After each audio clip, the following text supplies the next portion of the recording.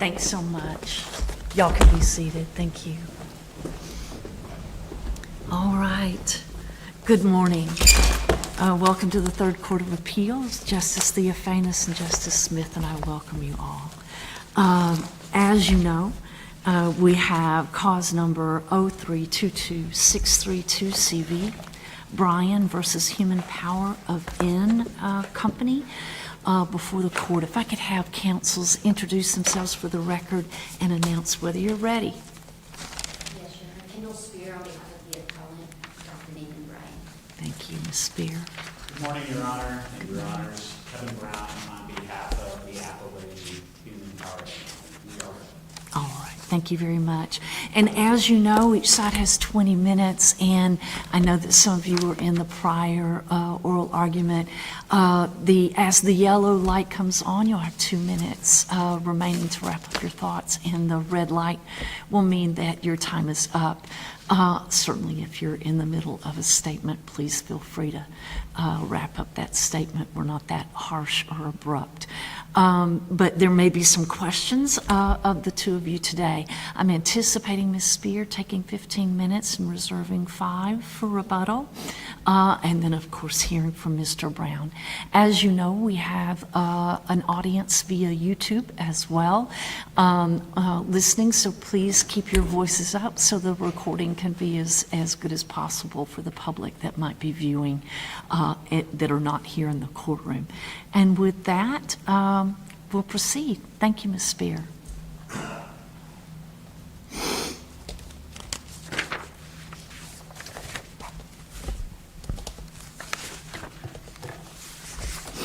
May it please the court, my name is Kendall Spear and I represent the appellant in this case, Dr. Nathan Bryan.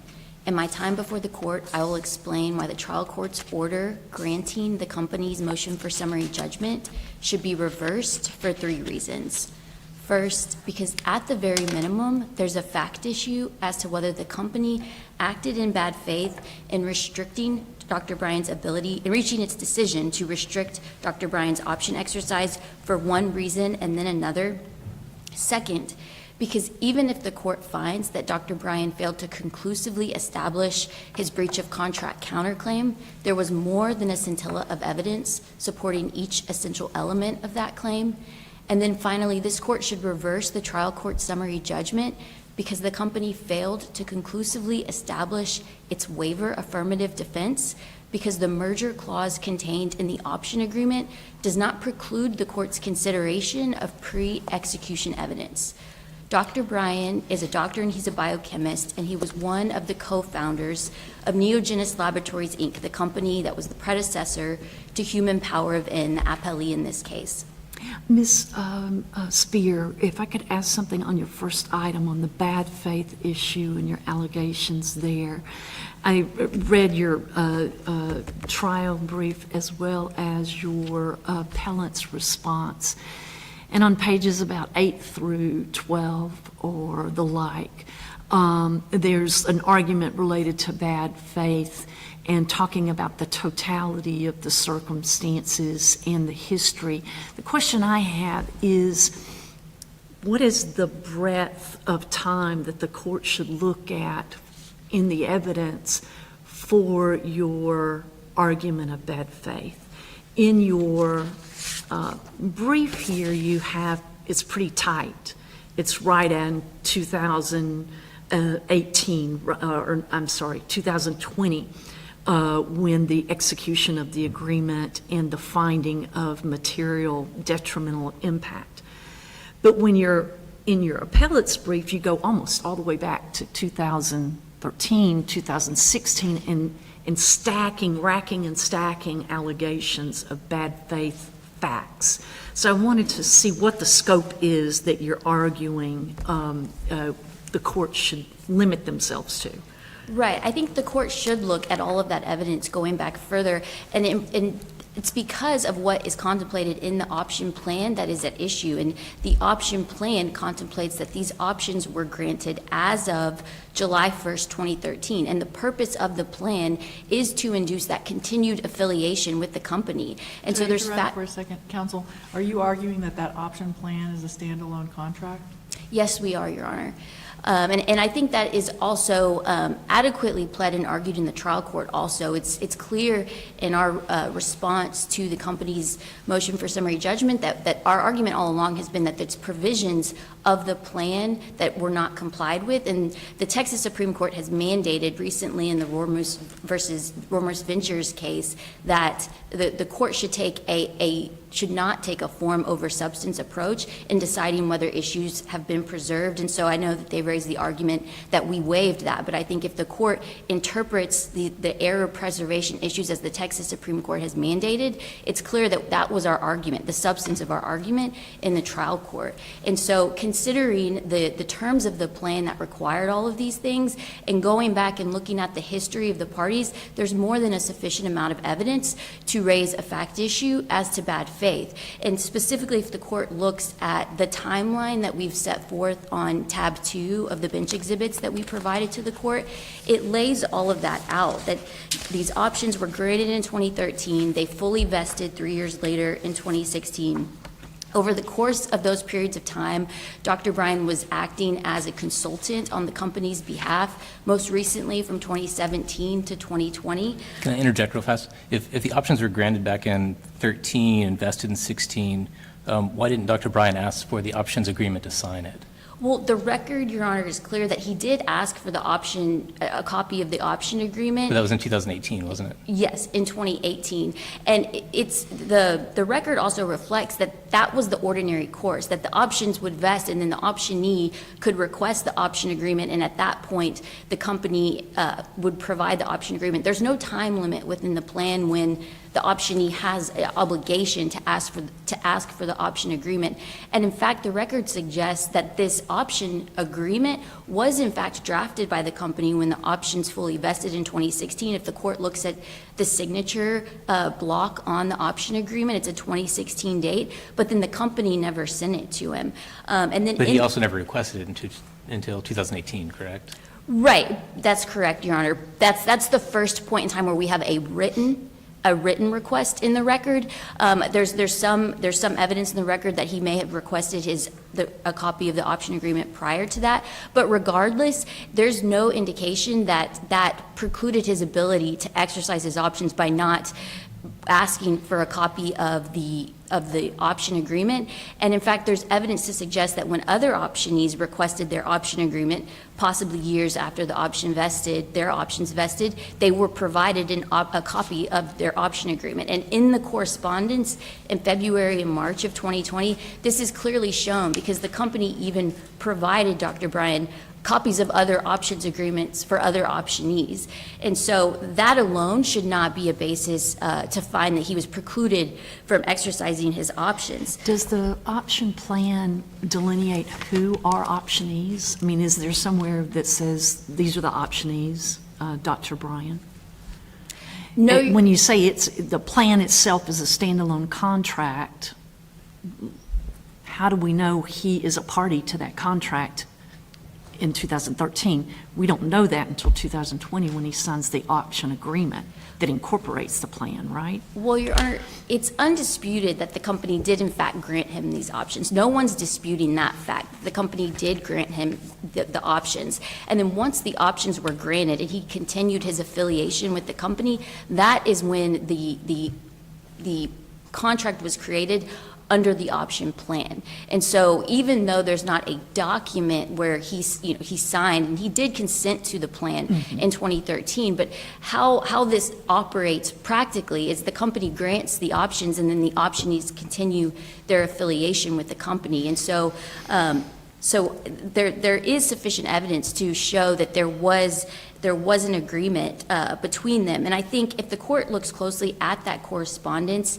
during that period of time in February and March of 2020, the company tried to seize on this opportunity to just simply delete his options, because when he requested the opportunity to inspect the company's books and records, as he's entitled to do as a shareholder of the company, that's when the company realized that they had failed to send him a copy of the option agreement. And so they used that as a way to just simply delete them. And the February 28th, 2020 letter is clear in that regard, where the company acknowledges that the options that had been previously shown for Bryan. Again, it's undisputed that those options were previously granted and had been shown years and years on end, that they had been deleted and revised since, to the knowledge of the company, he had not executed an option agreement. And so in response to that letter, just a couple days later, when Dr. Bryan pointed out I could have never executed an option agreement that the company never provided, it's only then that the company reversed course and tried to figure out another way in which they could restrict his ability to exercise his options. And so this correspondence alone should be enough to raise a fact issue of bad faith, because what it shows is that the company had already predetermined that they were going to find some way not to allow him to exercise his options, and this was all just a matter of figuring out a means to an end. What means could the company use to get to its predetermined end, that it was not going to let Dr. Bryan exercise his options and get a greater ownership stake in the company? There's also evidence of bad faith because the company didn't comply with the terms of the option plan and making this material detrimental finding, because what happened sequentially in the timeline is that they sent the February 28th letter stating that they properly deleted his options because there wasn't an option agreement. He responds and says, I couldn't have ever executed an agreement only you could provide and that you didn't provide. And then that is when the company calls the March 4th board meeting and then for the first time makes this material detrimental conduct finding. But as is highlighted in tab 3 of the bench exhibits that we provided, that's paragraph 9 of the plan, the language in that paragraph is clear that in making that finding, the committee is required, the language is the committee shall consider the facts presented on behalf of the company and the optionee. But the record is clear that the committee did not consider facts presented on Dr. Bryan's behalf in making that material detrimental finding. Did Dr. Bryan ever request to make Dr. Bryan, facts to the committee? No, because he didn't know they were making the finding. He wasn't provided notice that they were calling that meeting to make that determination until after the fact, until after they sent the March 5th letter informing him that they were restricting his ability to exercise his options, but not without also doubling down on the first basis that he didn't have any rights in the options anyways because he had declined or failed to sign the option agreement. Isn't the requirement related to the optionee presenting facts really relevant to the meeting on April 2nd, not the first meeting? Because the way the option plan reads, which he was aware of, indicates that if they found the materially detrimental activity has actually occurred, and if the restriction on that exercise should be removed, the committee then shall consider facts presented on behalf of the company. So are you saying that they were required to hear from him at both meetings or just the second one? And if it is the second one, wasn't it incumbent on him in knowing the plan to ask to present on his behalf at a future meeting? Yes, Your Honor. I think that that sentence could be read either way, but with regards to the April 2nd meeting, in the March 18th letter, which is the first time ever that the company provided him a copy of the option agreement, the company is clear in its position that he will not be allowed to exercise his options. He's reminded in that letter that even though we previously said you had no rights in the options because you didn't exercise or you didn't execute the option agreement, even if you do, we're not going to allow you to do so. And so it's kind of it's a catch-22. What good would it have been for him to request the opportunity to present evidence, for one, when they're telling him they're not going to let him exercise the options anyways, and when he didn't know that they were having this second meeting to reconsider the evidence. And I think that is a distinguishing point from the cases that the company relies on to support this position that there was no obligation to provide notice or a hearing, because the other cases that the company relies on don't have this mandatory language in any of the plans at issue. For instance, the Newhoff Brothers versus Wilson case from the Texas Supreme Court, there's no indication that the profit sharing plan in that case required the employer to consider evidence on behalf of the employee. And the same is true with regards to the Long versus Southwestern Bell telephone case. But also the facts are distinguishable in that case is that before the company did make those determinations that were against the employees in those cases, the company did in fact meet with those employees, or did in fact consider the evidence that was presented on behalf of those employees before making that underlying determination.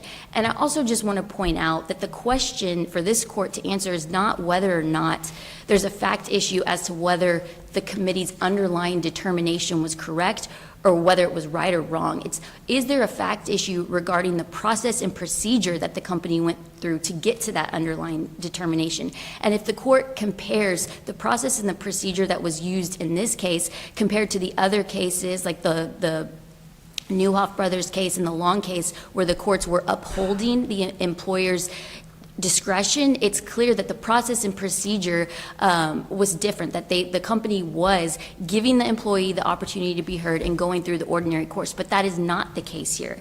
I want to move on, because I see I'm running short on time, just to hit on my last point regarding the effect of the merger clause and whether that should preclude consideration of pre-execution evidence. I think that the position that the company is advocating for is an overly broad interpretation of the clause that's just simply not supported by its plain language. The company has broadly argued in its briefing that Dr. Bryan waived that he forfeited pre-existing rights, and I think that should beg the question, he forfeited his pre-existing rights in what? But all of the rights that Dr. Bryan is trying to enforce in this case are rights that arise under the plan. And the plan is nowhere mentioned in that section 22D of the option agreement. And for this court to affirm the trial court's summary judgment on that basis would require this court to inject language into that clause that's simply not there. It's also inconsistent with the canon that requires the court to harmonize all provisions of the contract such that they're all given meaning, because it wouldn't give effect to subparts A of that section and subpart C, which expressly incorporate the plan by reference. And so I see my initial time is up, and I'll reserve it. Yeah, and counsel, that raises an interesting point. You say that D doesn't mention the plan, but the agreement mentions the plan, and the agreement says that if there's conflict between the plan and the agreement rules, correct? Correct. And this exclusive agreement waiver provision is in the agreement, and therefore would it not trump anything in the plan anyway? But there's nothing inconsistent between the plan and the agreement. The plan and the agreement can be read together. And so to say that this provision should preclude consideration of evidence to just simply decide whether the contract was properly performed or complied with is an overly broad application of what a merger clause is intended to do. A merger clause is intended to inform the court as to the meaning of the contract. And so, for one, I think the plan and the agreement can be read together, but also a merger clause is not intended to be an evidentiary bar as to whether the contract was properly complied with. Thank you, counsel. Thank you. Mr. Brown.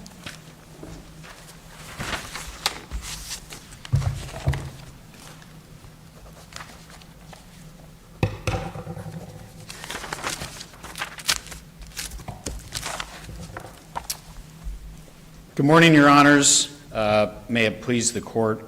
Yes. I'd like to start my presentation addressing a couple of threshold issues, one of which was raised in the appellant's presentation. And I'll start with this notion of contractual waiver, because I think that argument and the trial court's enforcement of the contractual waiver clause does away with, as a matter of law, all of the appellant's various pre-execution complaints in terms of an implied duty to deliver the option agreement at some specified or unspecified time, concerns about issues related to options being represented on the company's cap tables and otherwise. And the language in 22D unequivocally states that by signing the agreement, Dr. Bryan was forfeiting rights under any prior oral or written commitment made by the company related to his options. And this is a pure legal question, the enforcement of a contractual waiver against a party based upon a record where the language is unambiguous.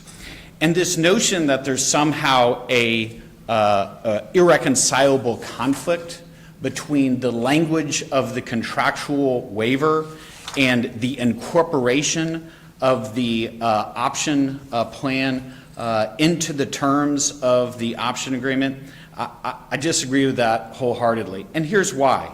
Because those provisions are reconciled because when Dr. Bryan signed the agreement, he was forfeiting pre-execution complaints. And the incorporation by reference of the option plan into the terms of the option agreement demonstrated that the parties' conduct going forward would be measured by the terms of the option plan incorporated within the option agreement itself. So I'll get to the question of whether or not the option plan was a standalone contract. It was not. But the path of least resistance, if you would, for the trial court was to enforce the contractual waiver as a matter of law. Second point, that's a threshold issue that appellant's counsel raised as one of the points for reversal, she was not able to get to it during her time, and that relates to the fatal lack of damages evidence for the counterclaim asserted by Dr. Bryan. And this is a big problem and was a big problem for the appellant's counsel at the trial court because there was no evidence provided. We know the type of evidence that's required from the Texas Supreme Court's decision in Miga versus Jensen, where you have a situation like this where there's an alleged breach of a optionee's ability to exercise options. You measure the damages, and the appropriate legally sufficient evidence for damages is the value of the option at the time of the alleged breach. And here, all that we have in the record are, and the only arguments made by appellant's counsel in its briefing, were that the unsworn discovery responses by Dr. Bryan were sufficient at the trial court level to demonstrate evidence of damages, that the pleadings, the unsworn pleadings were. That is not competent summary judgment evidence. The next item of evidence or alleged evidence argued by appellate's counsel to support its evidentiary burden to provide evidence of damage for counterclaims, for its counterclaim for breach of contract, was a statement from Dr. Bryan's declaration at the summary judgment level. And that statement, which is one sentence, says that I was told by the company counsel at some undefined, unknown point in time that the company shares were worth $800 a share. That is not sufficient evidence under Miga versus Johnson. That is not legally sufficient evidence. There was zero evidence in the record to support. Was there an objection to that evidence, and was it sustained, or are you arguing that it's conclusory? First of all, Judge, there was, Justice, there was a evidentiary objection we made to that on hearsay grounds, conclusory, otherwise. The court in its trial court order overruled the various objections. My argument, Justice, is that that's not legally sufficient proof under Miga of anything. Was the $130,000 that he paid in the summary judgment evidence? I don't think so either, Judge. And that's amount he paid. That is not the value of the options at the time of the alleged breach. So I don't think that's sufficient under Miga as well. There was one additional point, Your Honors, that was raised by the appellants on this issue, and it was that somehow at the trial court level, the appellant was precluded from obtaining this type of evidence.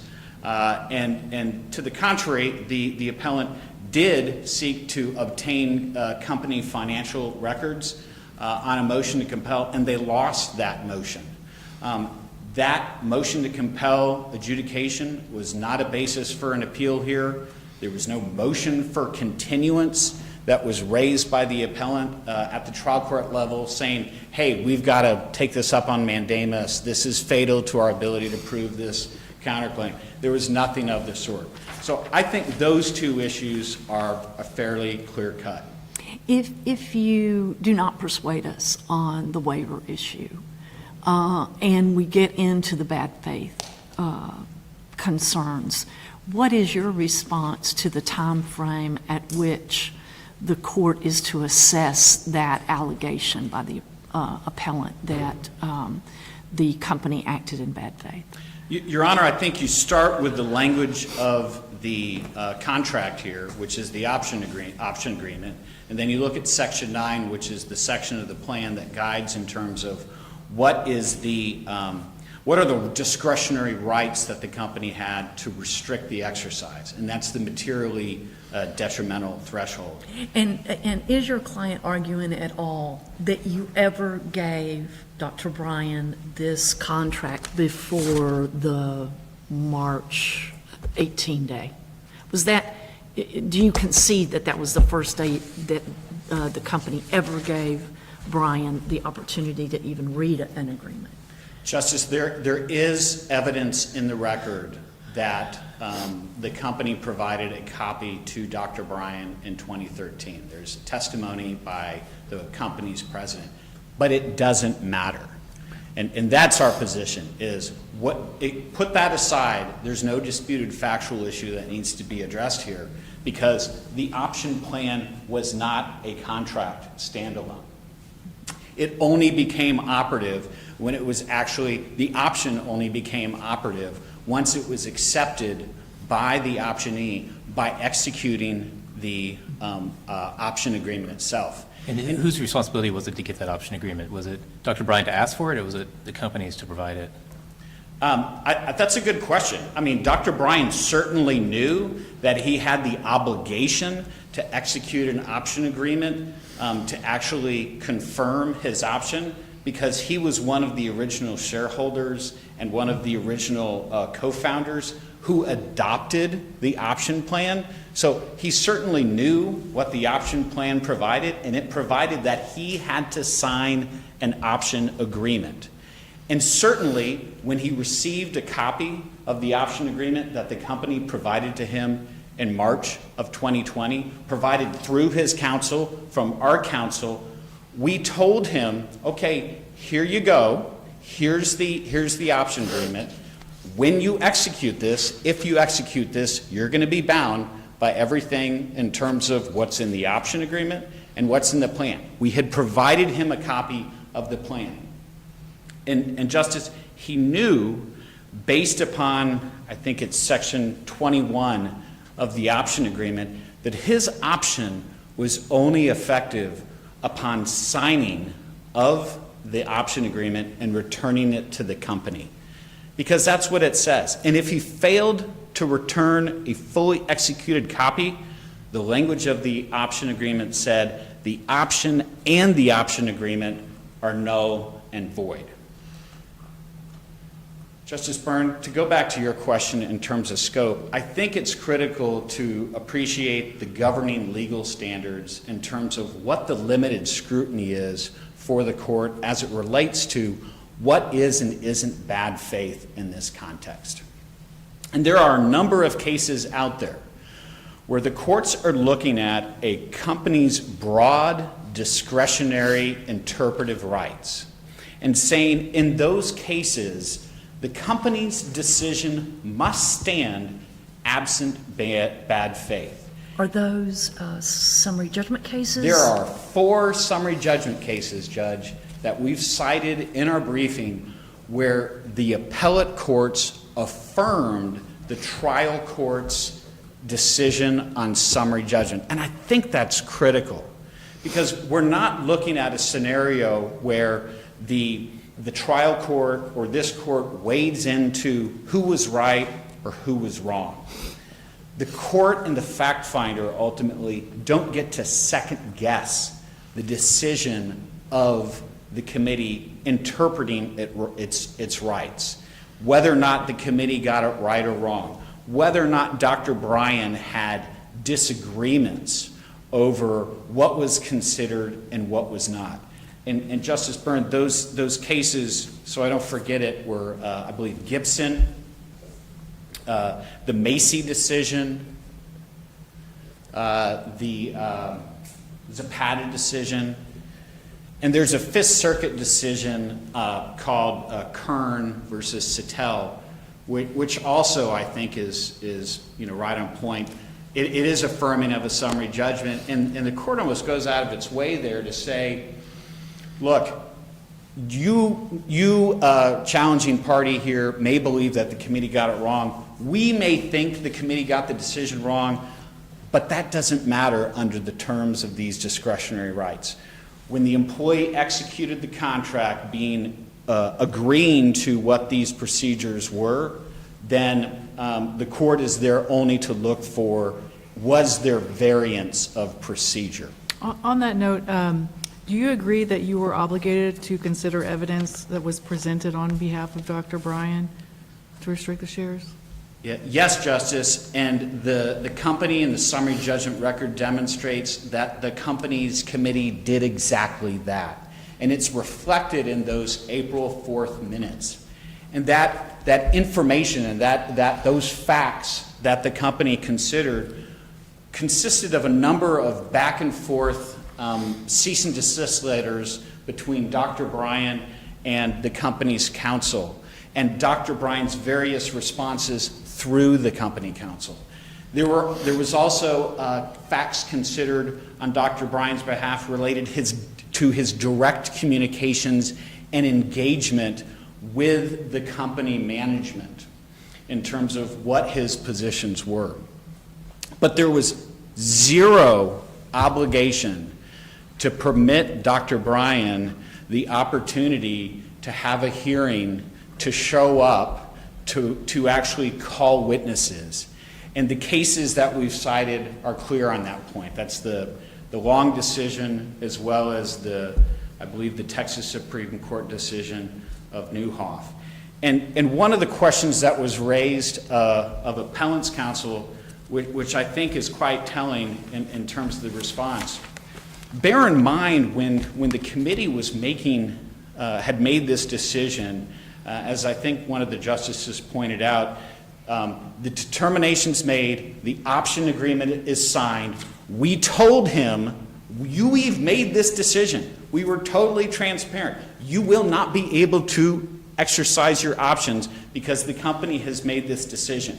He returns the signed copy of the option agreement. The option committee reconstitutes, reconsiders, starts afresh, and finds that his options still should be restricted.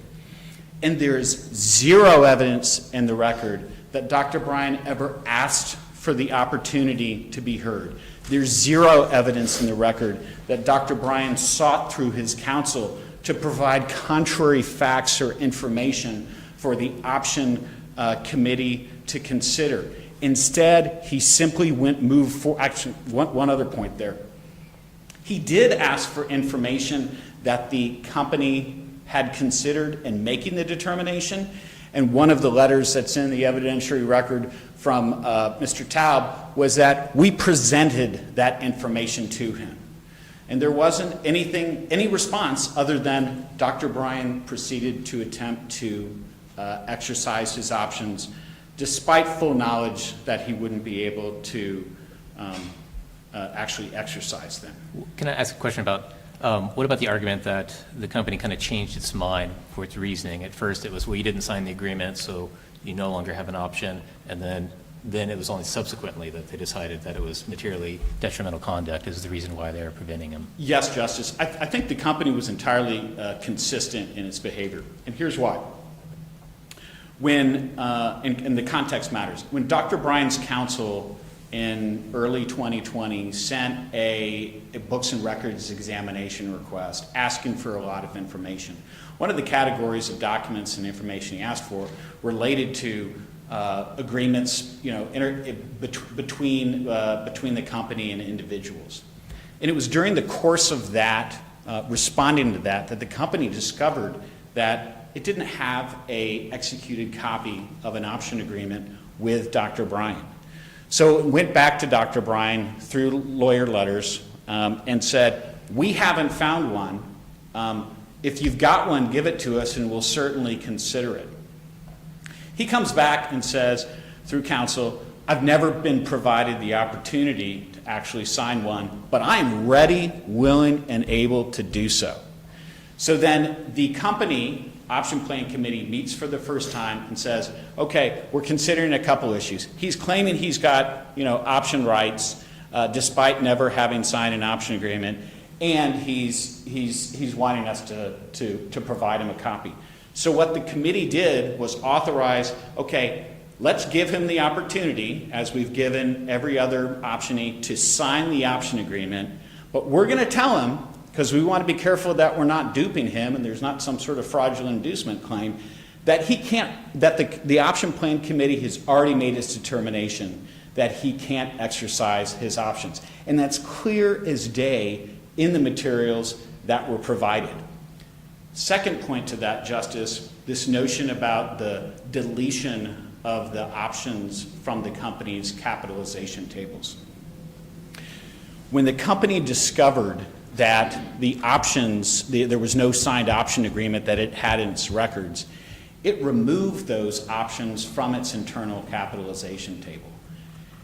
And it told Dr. Bryan that exact thing. It said, hey, we don't have any option agreement here. We don't think that there's any sort of enforceable option.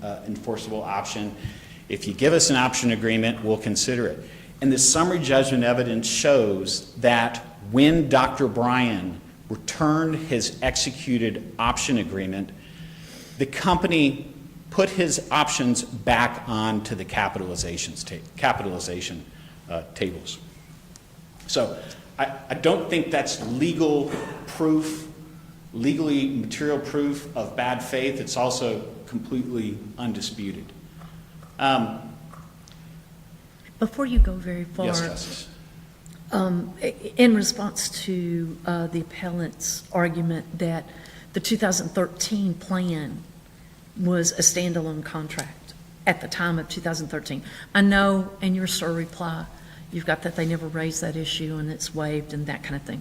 But let's assume for the moment that they did. So what is your response to that? The response is the option plan was simply an offer, and its acceptance was conditioned upon Dr. Bryan actually executing an option agreement. And we know that because the plan itself notified Dr. Bryan, and he had independent knowledge from having consented to its adoption, that the option required Dr. Bryan and any other optionee to sign an option agreement.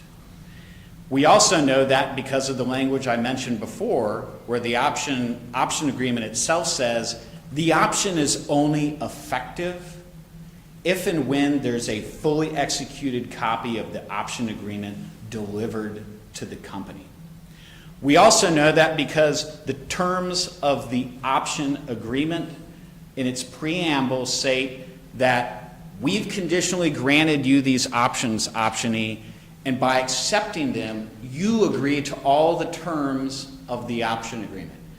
The option plan has nothing like that. It doesn't have any offer or acceptance type language. There's no signature line to manifest consent.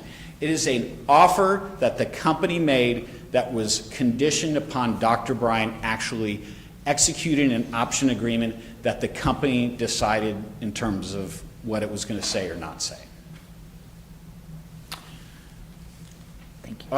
I guess I'm almost out. There I am. Hey, I'm out. Thank you, Judge, Justices. Thank you so much, Mr. Brown. Yes, Ms. Spear.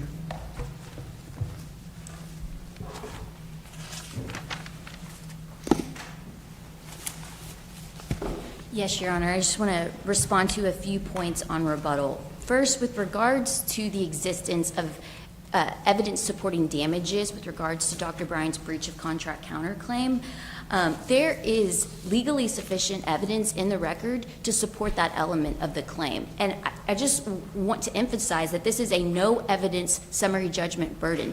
So there just has to be enough evidence to support a rational inference that Dr. Bryan was harmed by the company's breach. And so where you have the statement in the record in Dr. Bryan's declaration that the shares, the options were worth $800 a share, coupled with the fact that he did tender the exercise payment, that is evidence, legally sufficient evidence to support the Miga versus Jensen damage measure that the company lays out. There's also circumstantial evidence, and circumstantial evidence is enough to raise a fact issue from the fact that Dr. Bryan did in fact tender the exercise payment to show that these shares had some value that was above the strike price set forth in the option agreement at the time that he tendered the payment and at the time that the company breached.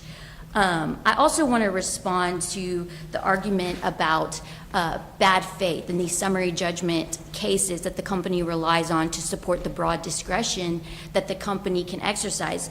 Number one, the company relies heavily on this Gibson case from the Corpus Christi Court of Appeals. That case did not even deal with bad faith. The issue of bad faith was not even raised in that case.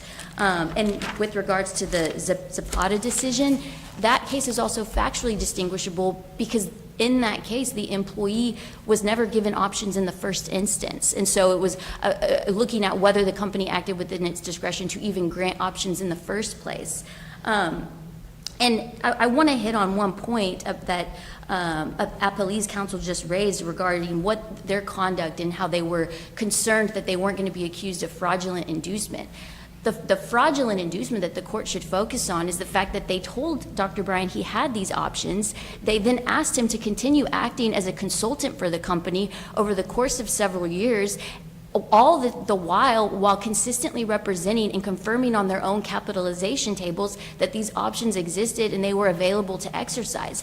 It's only when he attempted to actually exercise them when they either ignored his request for an option agreement or came up with this material detrimental pretextual finding to restrict his ability to exercise. And so in considering whether there was any inducement which would support a finding of bad faith, the court needs to consider that period of time as well.